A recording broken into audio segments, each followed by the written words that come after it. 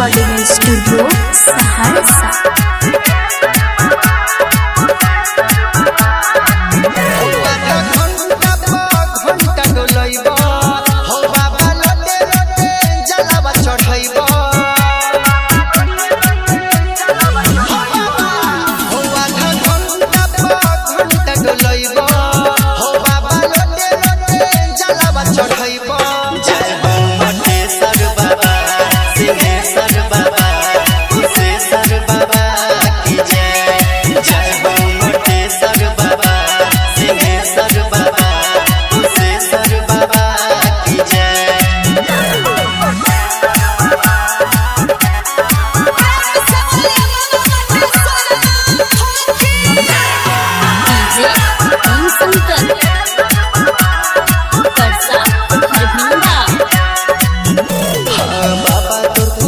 संखिया में अला हो जाग जाग महादेव कहाँ छुप गेला हो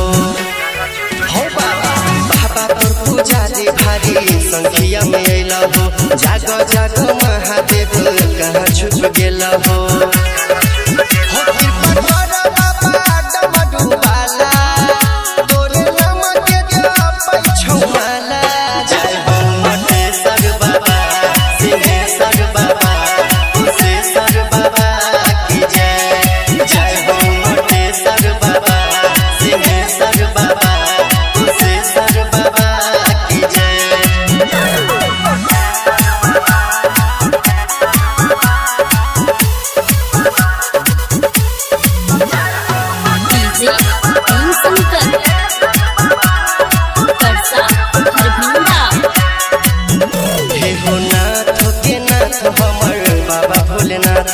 छोड़ी होने कबो बाबा सेवा के हाथ हो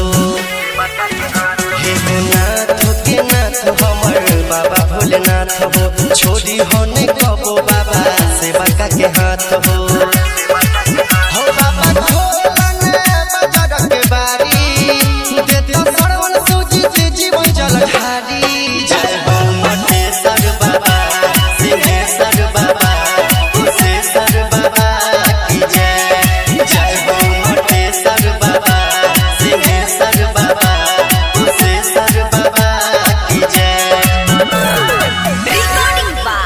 सुजीत सहरसा।